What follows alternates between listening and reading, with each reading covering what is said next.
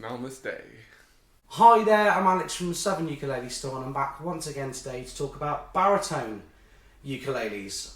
Often neglected, the baritone ukulele is a really useful tool in any ensemble group. The baritone ukulele, oh, it's just a tiny guitar. Wrong. You couldn't be more wrong. The baritone ukulele, when played properly, is just the jazziest, most soulful, deepest, most Barry White-esque ukulele you can get.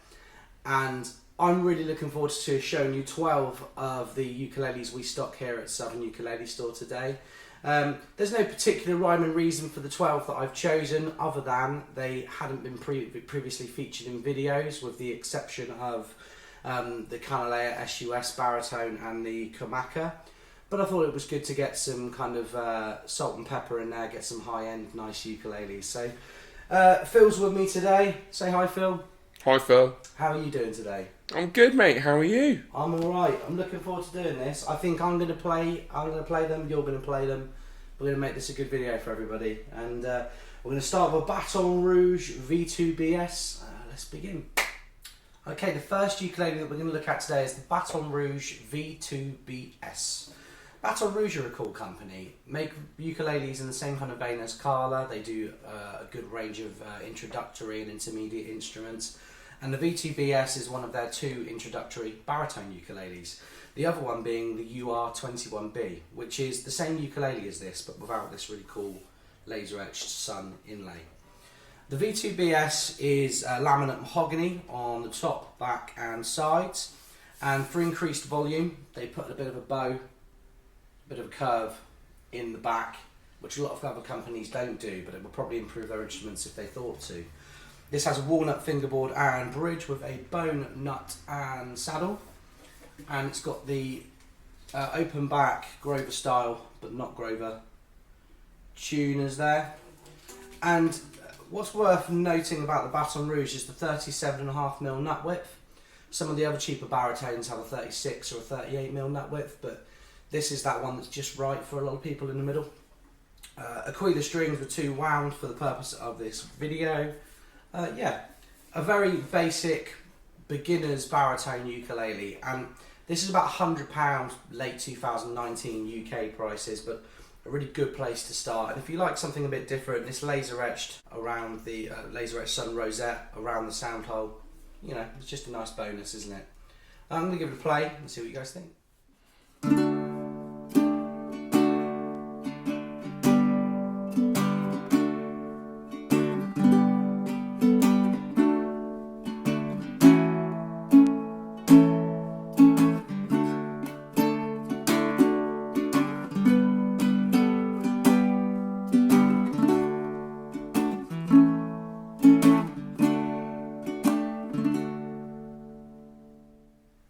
Okay, in this next ukulele we'll look at today is the new kid on the block. This is a Laka VUB30. Now, the 30 range from Laka has been really popular for us. It's been one of the cheapest ukuleles that we're confident to stock here at SUS. You might notice when going through our website that there's not a massive amount of selection under £100, and that's by design. We go through and try new brands quite often, but so many things just, I don't know, they just don't tick the boxes, do they, Phil? Nope. You know, it's a tough one. Laka being one of the exceptions. They currently make 2 different ranges of ukuleles under £100. They're both excellent, and this is the baritone that they offer.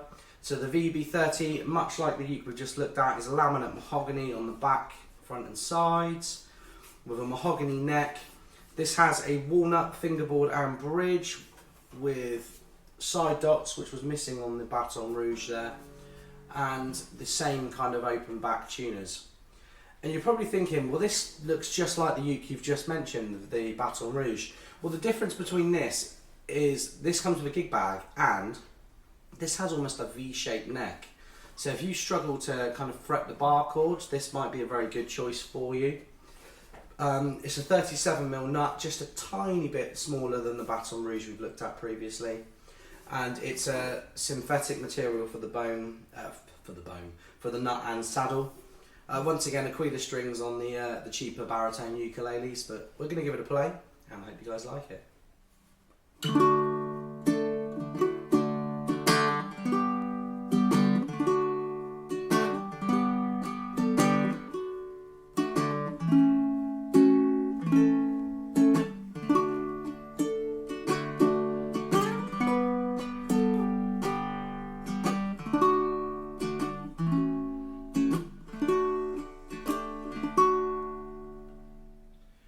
Right, so the next ukulele we're going to look at today is the Ka-SSTU-B. That's a bit of a mouthful. What does it stand for? It stands for the solid spruce travel ukulele in the baritone size. The reason it's a travel ukulele is the depth of the body. I've got a uke stuck to a stand I want to show you. So this is the normal depth of a baritone and this is the travel baritone. It's about half the thickness. I say half the thickness like I haven't measured it. Of course I've measured it. It's half the thickness. And the travel baritone having a spruce top with this curved back gives the illusion of more depth to the player when you play it. Travel baritone's a tiny bit snappy compared to some of the others, but that could just be the spruce top and not necessarily the wider depth. You get some binding on the travel uke as well, which is pretty cool, with laminate sapele / mahogany. It's mahogany, I think, back and sides. Walnut fingerboard and bridge, and Carla used Newbone products, so this has a Newbone Graphtec nut and saddle. Closed back tuners there, and I just want to check the nut width. The nut width is, I've measured it at 38mm. The travel baritone is one of the most popular ukuleles we sell. It represents the next price point up from the ukes we've just shown you. This does feel more luxurious. It feels more like a work tool, something that you can play for a long time. I love the travel baritone. I love the whole travel series. You can look back at our other videos and see how they stand up in different sizes, and the baritone is no different. So I'm going to give it a play and see what you think.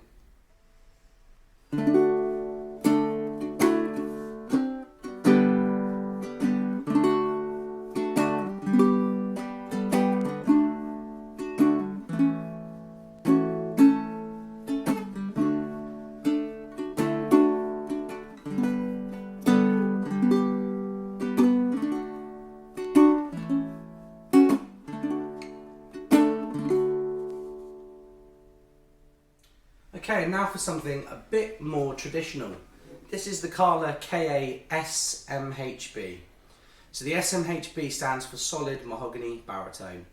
And that's really what we think of when we think of baritone ukuleles, isn't it? We think of solid mahogany, we think of kind of 1950s jazz and soul. I know that's what I think of, but you think of small parlour guitars and you think of the time that they really excelled. It was, you know, that kind of 40s, 50s period. And I think Carla have done a very, very good job here of producing something that feels fairly authentic. Like this is what people would have bought spec-wise back in the day. It has solid mahogany on the top, back and sides, but it also has, if you can catch it, Phil, a really cool tortoiseshell binding all the way around the front and back. And tortoiseshell binding, as we know, instantly makes me really like instruments. The solid mahogany series, even the cap, is tortoiseshell binding as well. This also has a mahogany neck, but this feels and looks like a nicer mahogany neck than on some of the contemporaries we've been looking at earlier on. Look at the difference between them. You know, this is twice the price of this, but it's something solid wood and every component has been looked at a bit more.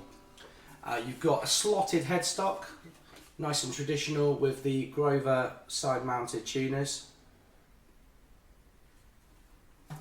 Walnut fingerboard and bridge with 38mm nut width and the Graphtec nut and saddle. We're going to give it a play and see what you think.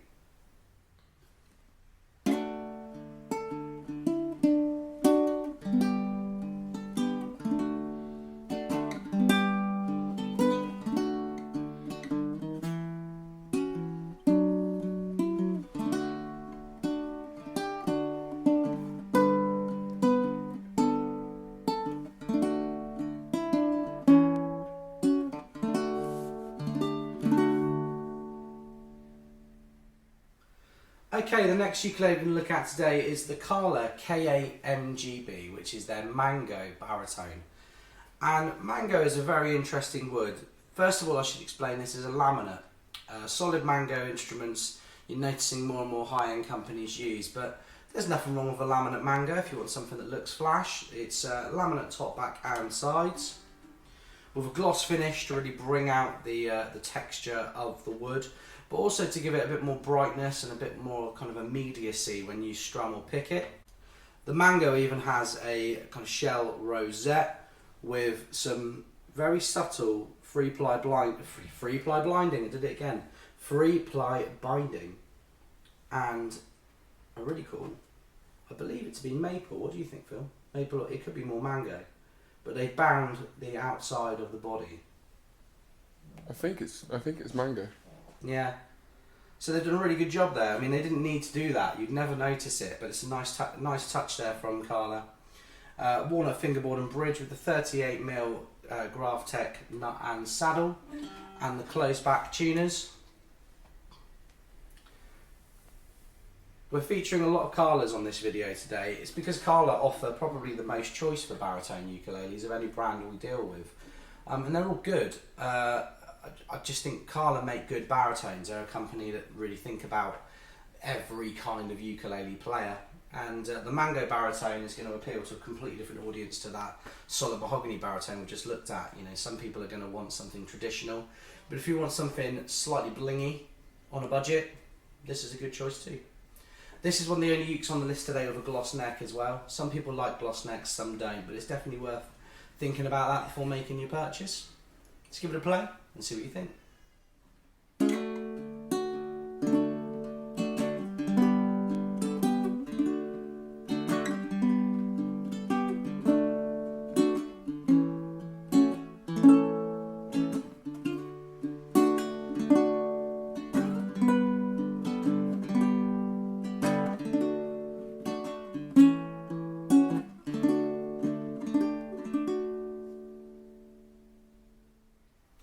Okay, the next ukulele we're going to look at today is the Ohana BK35G. Now this ukulele does the same thing as the SMHB we looked at earlier. This is the vintage style option for someone out there that wants some more traditional baritone. So the BK35G is solid mahogany on the top, back and sides with a gloss finish with some really nice trim and appointments that you may not notice otherwise. So it has three-ply binding with oven coal binding around the outside, the outer rim on the front and back, and then they do a little white plastic rosette on pretty much all of the 35, well they do it on all the 35 Ohana baritones. They use an oven coal fingerboard and bridge, but it looks a bit more traditional than the Carla. That darker fingerboard and bridge is definitely what most people are asking for. You've got a three-ply binding around the headstock as well, with more of that kind of oven coal on the faceplate, and you've got open back Grover tuners. So for those wondering why there's a difference in price between the BK35G and the Carla, it's in the small details and the gloss finish rather than the things like the machine heads, because they've got basically the same machine heads. One reason you may go for the Ohana is it has a slightly more slender nut width. This is 37mm rather than 38. But yeah, the BK35G has always been popular. Back in the early days of this shop, for a long time, it was the only baritone we sold, and people loved it, and they never complained when there wasn't a choice. So there's obviously something about that, because all these years later, Ohana still make it, and it's still very much their flagship baritone. I'm going to give it a play and see what you think.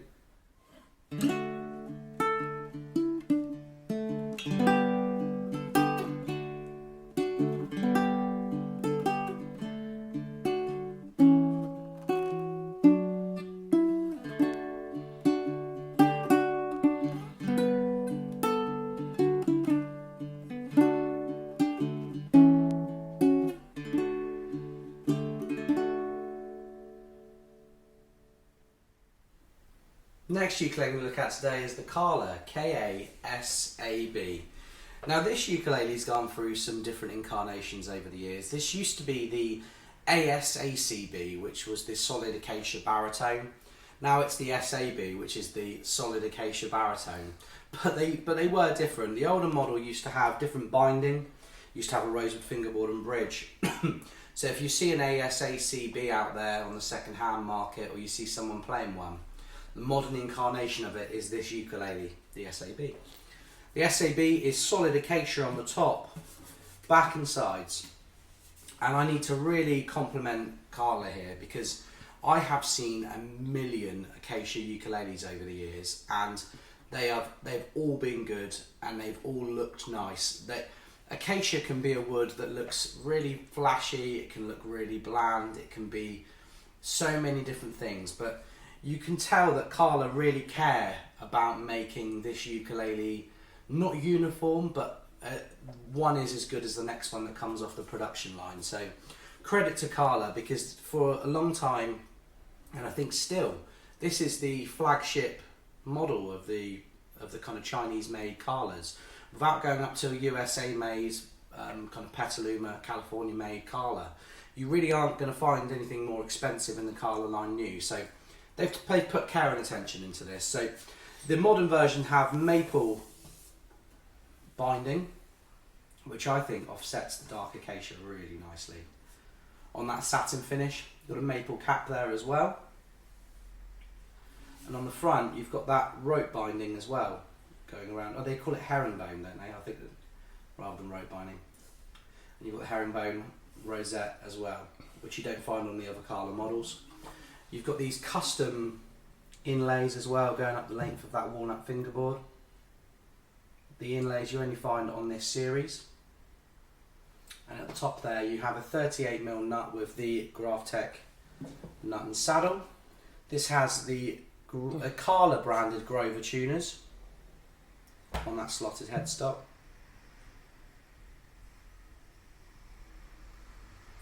Yeah, it's a beauty. If you want quality, but you don't want to kind of step up to that £400 plus price point, I think this is the one that you're fighting against. Really, you're going to put this and you're going to compare this to anything else there, and I think you're going to really struggle to find better value for money. So the SAB is a winner in my books. We've always liked it here at Sus. Customers come in, it's the one they always want to take off the wall. I'm going to give it a play and see what you guys think.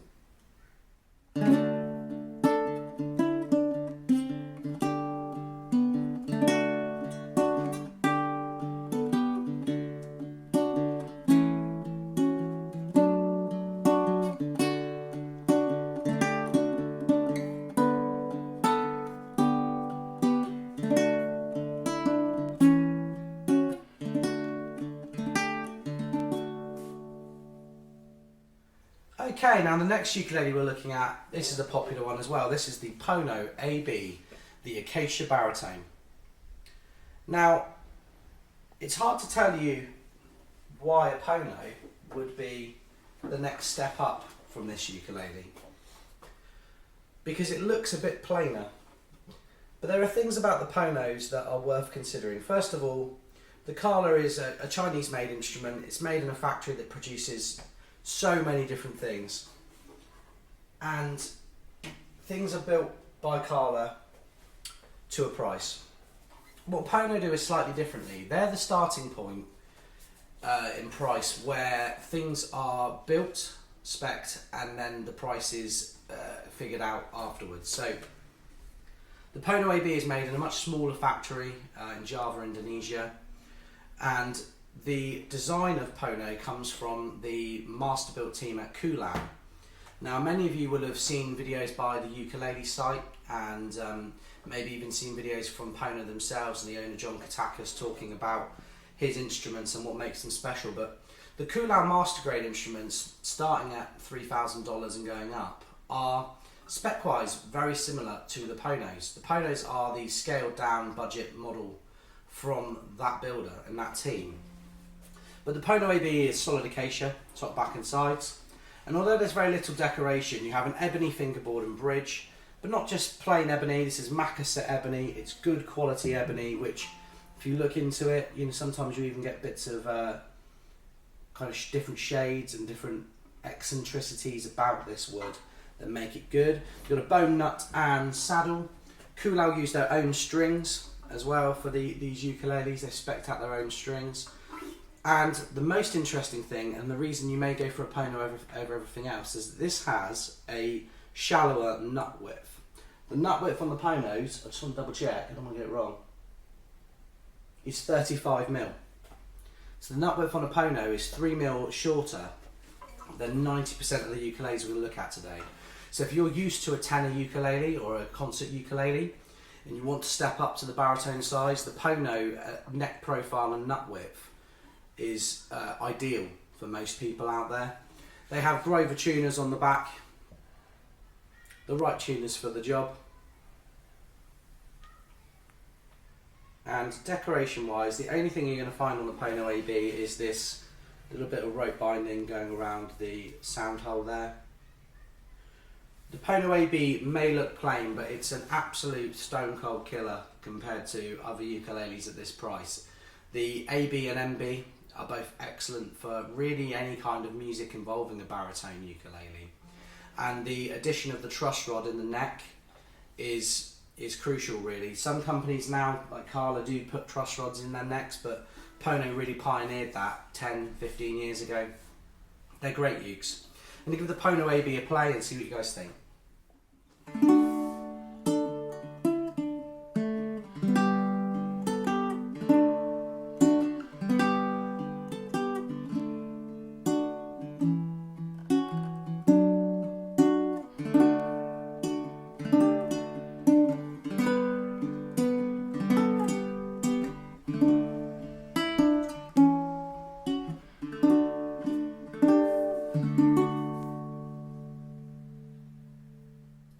Okay, the next ukulele we're going to look at today is another Pono. This is the Pono MGBD, which is the Mango Baritone Deluxe. Now what makes these ukuleles deluxe? Well, the obvious thing is the gloss finish. The gloss finish with a satin neck gives these ukuleles a bit more texture, a bit more character to the sound. The AB and the MB, the AB, MB and MGB standard models in the Pono baritone range can sound very, very dark and very bass heavy. And the MGBD, ABD and MBD with the gloss finishes, that definitely reins that in. So what you get is a more focused, slightly compressed, polished, finished sound. So the MGBD is great if you're playing with other people because your treble notes sit more in the mix with the other players. But equally, if you're playing at home and you finger pick, you should find that the gloss finish Pono baritones have a bit more sparkle to them than the standard models. The Deluxe range also have the Acacia ebony fingerboards and bridge with the bone nut and saddle, and these Grover tuners on the back here. And it's hard to pick this up outside of natural light, but this particular Pono has a really nice ebony faceplate as well. A lot of the Deluxes do, and that's something that I don't know if they do deliberately at Pono or not. I don't want to speak for them, but the Deluxe range almost always has a bit more of a kind of, I don't know, like a kind of titillating piece of wood in the headstock there. 35mm nut width, again, perfect for somebody who's got more of a modern touch, somebody that likes the slightly more intricate fingerboards rather than the wider Hawaiian style. I think the Ponos are great. I hope that comes across in the video, but I'm going to give the MGBD a play and see what you guys think.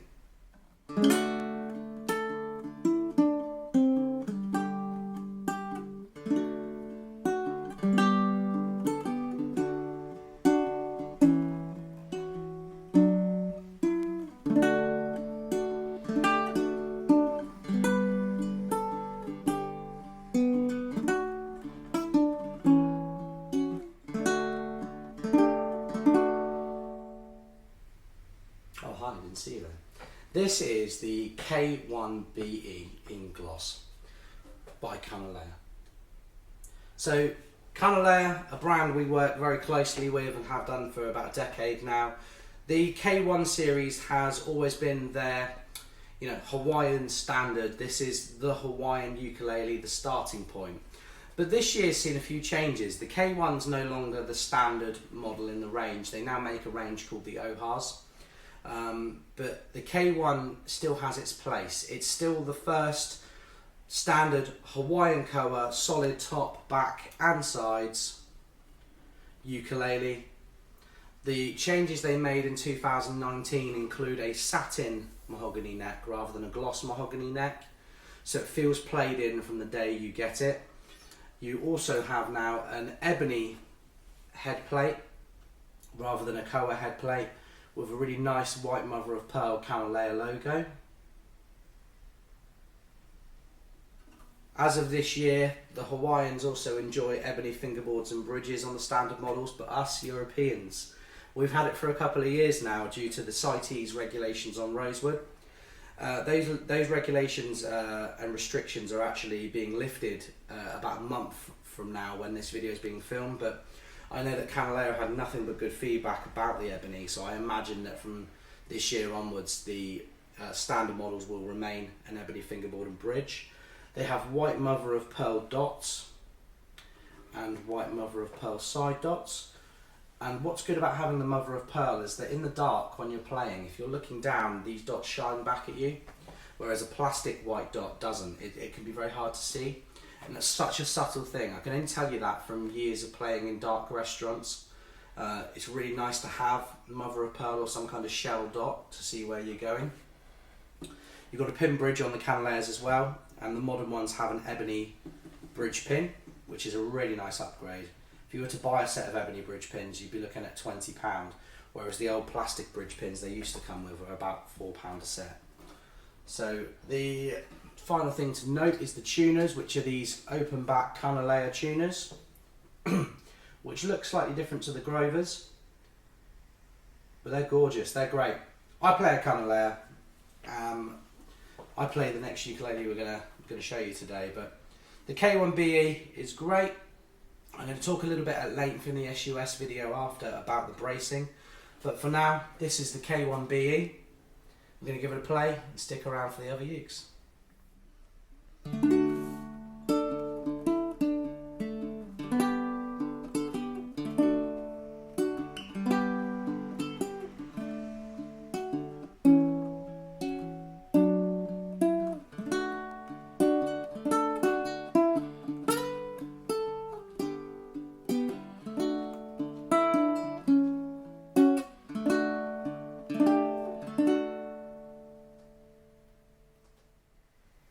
Okay, now the next ukulele we're going to look at today is a SUS exclusive. This is the Kanile'a SUS-B. Now there is a video that goes at great length to explain the process that came into building this ukulele, but the key thing to know is that this ukulele retails for a similar price to the K1BE, but instead of the koa, this features Alaskan rainbow cedar on the top with African mahogany back and sides.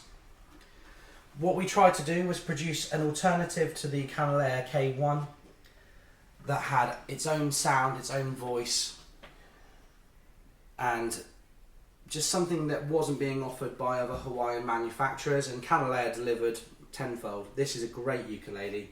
So this features Kanile'a's new True R bracing. We're just going to get a shot of that, but hopefully Phil can capture that in the video. That bracing offering the most minimal contact possible with the top so that you get the truest vibration, hence the play on words, the truer bracing. This also has those that ebony fingerboard and bridge with the ebony bridge pins, but one thing we did to set our model apart is this has the more traditional Hawaiian sand dots, which all look very different. It gives the instrument a bit more of a kind of unique feel and touch. And the final little touch there is the headstock, which also has that Hawaiian sand inlay. You've got the same satin mahogany neck as the K1BE with the open back Rover Kanile'a tuners. It's a great uke. Please watch our other video on it if you're interested, but for now treat this ukulele video as a way to hear a true comparison between these two. So we're going to give the SUS-B a play, and I hope you guys like it as much as we do.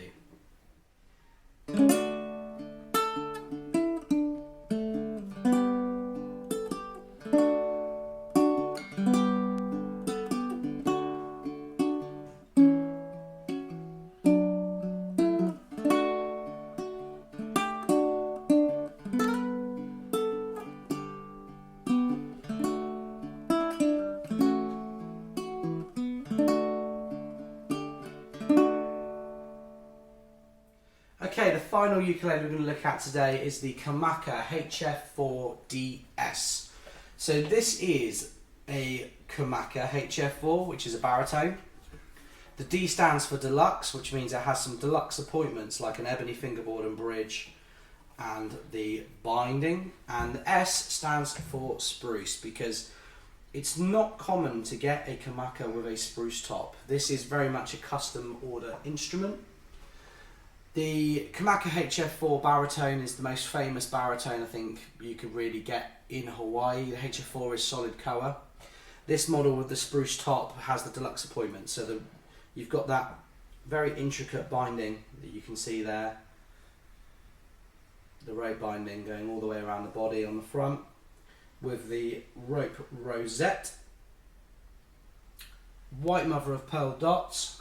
But the headstock is another thing to really take in and just enjoy.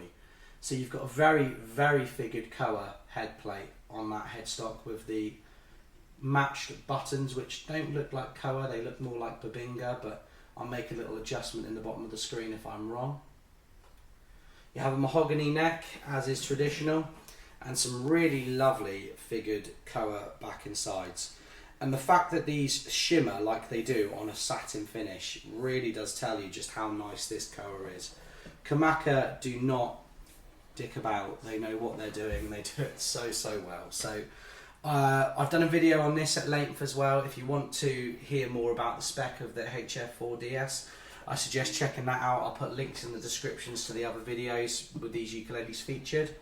But in the meantime, I think Phil's going to give this one a play and see what you guys think.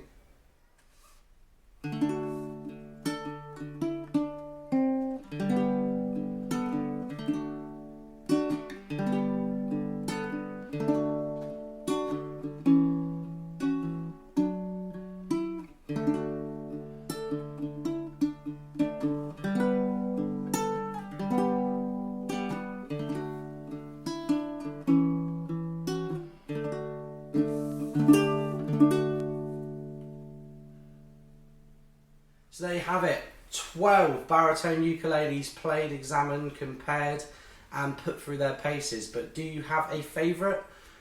Yeah, Phil's nodding. Which was your favourite, Phil? Sus custom baritone. Which is amazing considering we haven't even played them for the video yet when recording this.